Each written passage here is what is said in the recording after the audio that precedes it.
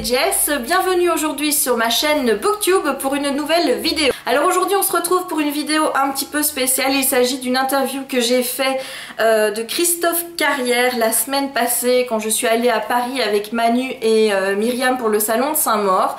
J'avais contacté Christophe avant pour voir s'il y avait moyen qu'on se voit pour que je puisse un petit peu l'interviewer à propos de la sortie de son premier roman, donc Impair et Passe. Et à mon grand étonnement, il a accepté. Je vous dis pas comment j'ai fait des bons, mais des bons et des bons, des bons quand j'ai vu qu'il était d'accord. Et il m'avait donné rendez-vous à D8. Je sais pas si vous voyez, en plus à D8 quoi. Donc j'étais d'autant plus excitée par le fait d'aller le rencontrer et que c'était en plus à D8. Et donc en attendant qu'un petit créneau se libère puisqu'ils étaient en train de tourner les TPMP qui seront diffusés cet été, et bien en attendant de trouver un petit créneau de temps, et bien on nous a placés dans une des loges des chroniqueurs de TPMP. Je vous dis mais j'étais... C'est fangirl hein, ici, hein. C'était vraiment le mode fangirl, donc j'ai pas pu parler avec d'autres chroniqueurs parce qu'ils étaient hyper pressés. Quand je rencontre des gens connus et que j'aime bien, et bien le stress est tellement énorme que je me transforme en une fille hyper timide qui ose pas en dire une, clairement. Donc j'ai vu Thierry Moreau, j'ai vu Enora qui est toute petite.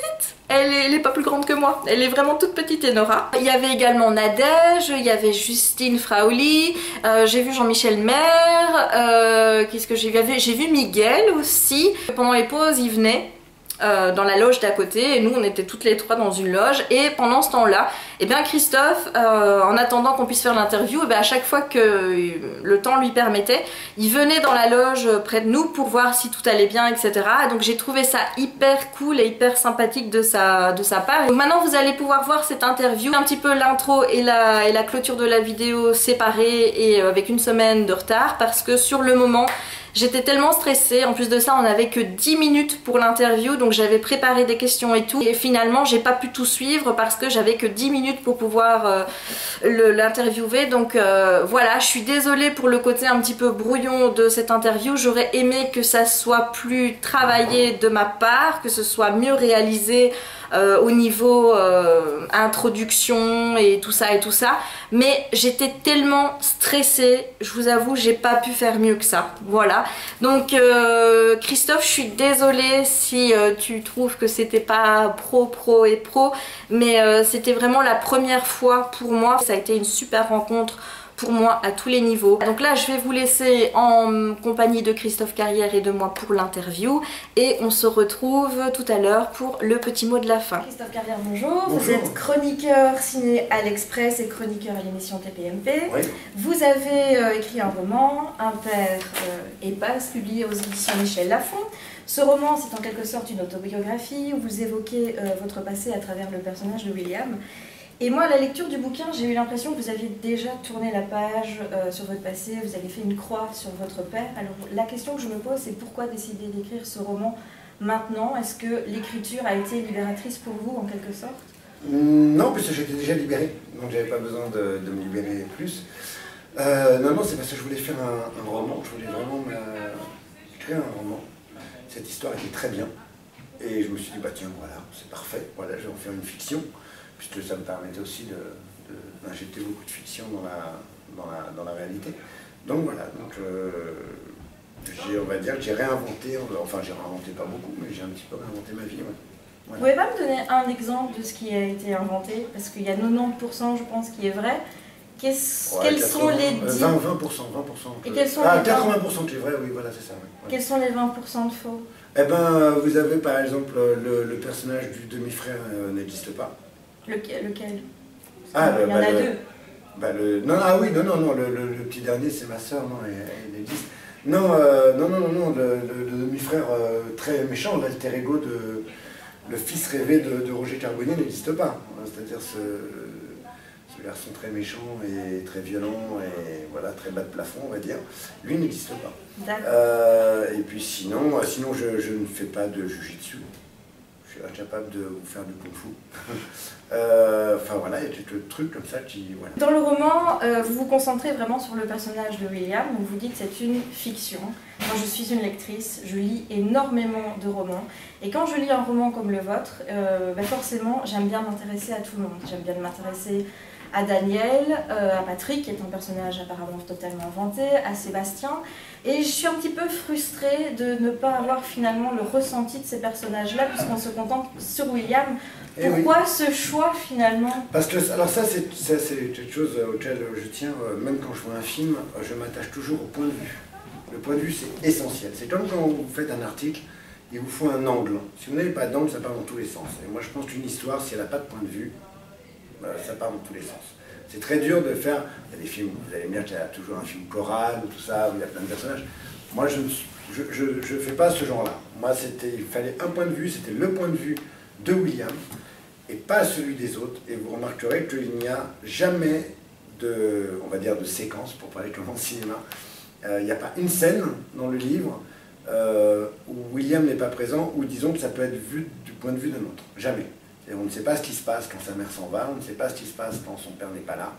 C'est voilà, tout est toujours autour de William. Voilà. Donc, et ça, c'est vraiment c'est essentiel pour moi. Donc il n'était pas question de se disperser, ou voilà, il ne faut pas tricher avec ça. Donc la question que je voulais aussi vous poser, c'était quand vous avez décidé d'écrire ce roman, vos proches, vous les avez avertis. Je sais qu'il y en a certains qui sont décédés, mais il y a toujours de vos proches qui sont en vie. J'ai averti 3 proches, à savoir ma mère, ma sœur, non 4 en fait, ma mère, ma sœur, mon fils et la mère de mes filles. Voilà, c'est les 4 personnes qui étaient au courant. Et est-ce qu'ils n'ont pas appréhendé que cette histoire devienne publique en quelque sorte?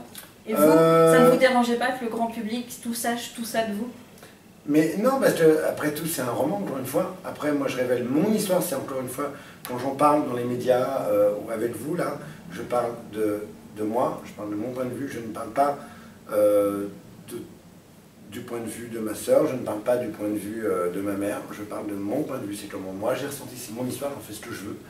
Et je pense que le fait, puisqu'on parle, pas mal de gens me l'ont dit, et voilà, c'est un fait, c'est que je suis dans la résilience absolue, je pense que ça peut aider des gens. Et je vois, j'ai reçu des dizaines, voire même des centaines de mots sur les réseaux sociaux, même par mail. Il y a même une jeune femme qui m'a collecté pas mal de messages. J'ai absolument tout lu. J'ai vraiment lu tous les messages. Peut-être qu'il me manque, parce que je ne suis pas sur Facebook, mais je peux vous dire que c'est vraiment... apparemment, ça a vraiment rendu service à beaucoup de monde. Voilà. Et puis tant mieux. Et j'espère que le prochain, d'ailleurs, il en ira de même pour d'autres raisons. Mais voilà, si ça peut vraiment aider des gens à mieux vivre, à surmonter leur trauma, on va dire, et se dire, après tout, il faut aller de l'avant. Eh ben, tant mieux. Une petite question que je voulais vous poser, c'est que bon, pour moi, ça a été une réussite, j'ai adoré, que ce soit l'histoire en elle-même. Je vous ai découvert dans ce roman. Franchement, bon, j'adore TPMP, je ne vais pas le cacher, j'ai mes petits préférés. Et là, avec ce roman, vous avez gagné mon respect. Et enfin, vraiment, j'ai une admiration maintenant pour ce à quoi vous êtes passé, comment vous l'avez surmonté. Et j'ai envie de pleurer tellement ça m'a émue à la lecture de votre roman. C'est adorable. J'ai adoré votre écriture, j'ai tout aimé, vraiment. Et la question que je voulais, c'était c'est quoi le prochain? C'est quand? Ça parlera de quoi? Quels sont vos projets au niveau... Le prochain parlera de problèmes conjugaux et de comment justement les surmonter ou comment les gérer. Et que... Alors ça va peut-être un peu déprimer... ça peut déprimer dans l'approche un peu... parce que j'ai 50 ans, j'ai une certaine expérience et que voilà... et que j'ai un peu connu plusieurs voilà, j'ai eu plusieurs histoires et voilà. Et je sais que j'ai une approche extrêmement... un peu comme pour la résilience, quoi. C'est-à-dire j'ai une approche plutôt détendue de tout, en fait. C'est pas du je m'en foutisme, hein, c'est exactement comme quand le livre se termine. Je suis en mode qu'il n'y a quand même pas grand-chose de grave dans la vie. Et voilà, et que les choses graves, je sais ce que c'est que les choses graves. Et que, franchement, par exemple, dans les histoires de couple, même, voilà, il n'y a pas grand-chose de grave, quoi. Il Il faut toujours aller de l'avant, voir le verre à moitié plein, voilà, et puis profiter, serrer vos chances, rencontrer des gens, profiter des gens, et puis soyez plutôt positif et sympa plutôt que négatif et méchant. Enfin, ça paraît con de dire ça comme ça, mais il y a quand même beaucoup de gens, moi je vois beaucoup de gens qui se créent des problèmes pour rien, quoi. Et je me dis, mais pourquoi ils se compliquent la vie? C'est pourtant, les choses peuvent être beaucoup plus simples qu'on le pense. Il y a des cas effectivement difficiles, hein, il y a des choses, voilà, je connais des gens qui ont des vrais problèmes, mais franchement, dans l'absolu, moi, regardez, j'ai toujours été animé par ma passion, le cinéma. Voilà, s'il y a une période où ça n'allait pas, je me disais, ben ouais, mais la semaine prochaine, en même temps, je vais avoir 3 jours de libre et je vais pouvoir aller voir un film, ouais, c'est cool. Voilà, puis même si c'est dans un mois, vous pensez à dans un mois alors. Vous dites, oh merde, j'ai un sale mois à passer, mais le mois prochain, ça va être du kiff quand même. Ben, vous pensez à ça, vous verrez, ça ira mieux. Hein. Voilà. Eh ben merci. De rien, écoutez. Merci à vous en tout cas. Mais de rien, est-ce que je peux vous demander une petite dédicace? Mais évidemment. Et bien voilà, j'espère que cette interview vous aura plu et que je vous aurai encore donné plus envie de lire Un père et passe de Christophe Carrière. Je vais également profiter de cette vidéo pour passer quelques petits remerciements. Le premier pour Camille des éditions Michel Lafon, tout simplement parce qu'elle est toujours là, toujours présente, et merci ma belle pour tout ce que tu fais pour moi. T'es vraiment une copine, une amie, je t'adore. Je te kiffe ma petite Camille, merci pour tout ce que tu as fait pour rendre cette rencontre possible. Merci aussi à Myriam et à Manu qui m'ont accompagnée et que j'ai appelé mes assistantes pour le tournage de l'interview et d'avoir attendu avec moi, parce que c'est vrai qu'elles n'avaient pas signé pour ça et elles ont attendu avec moi au nom seul de notre amitié, parce qu'en plus elles sont pas fans de l'émission du tout, donc merci à vous deux d'avoir attendu avec moi, d'avoir été là, d'avoir su un petit peu me calmer à des moments clés. Vous êtes vraiment deux amis en or et je vous aime très très très fort. Et enfin, je voulais remercier Christophe, évidemment, hein, je peux pas ne pas remercier Christophe.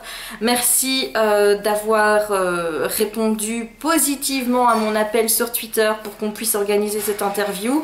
Merci du temps accordé, d'avoir fait en sorte que je puisse rester pendant le tournage de l'émission dans les loges. J'ai pas pu assister à l'émission, mais ça c'est pas de la faute de Christophe, il n'y avait pas de place et pour des raisons de sécurité la prod n'a pas voulu. Mais c'est pas grave, ce sera pour une prochaine fois. Merci pour ta gentillesse, merci pour ta générosité, merci de m'avoir fait passer un moment inoubliable en ta compagnie. Et comme je l'ai dit dans ma chronique, je me suis pris une claque avec ton roman. Et je tends la deuxième joue pour en reprendre une avec le prochain. Donc voilà, j'attends le prochain roman avec impatience. Et merci à tous mes abonnés également d'être de plus en plus nombreux à me suivre. Franchement, cette aventure YouTube, je la vis merveilleusement bien grâce à vous tous. Merci, merci, merci. Et je vous retrouve très prochainement dans une prochaine vidéo. Ciao! Avant de vous parler du contenu du livre, je voulais d'abord parler de l'auteur. Donc certains d'entre vous l'ignorent peut-être, mais Christophe Carrière, c'est l'un des chroniqueurs de TPMP, donc touche pas à mon poste. Est-ce que je dois vous rappeler à quel point j'adore cette émission, à quel point je suis fan de Cyril Hanouna?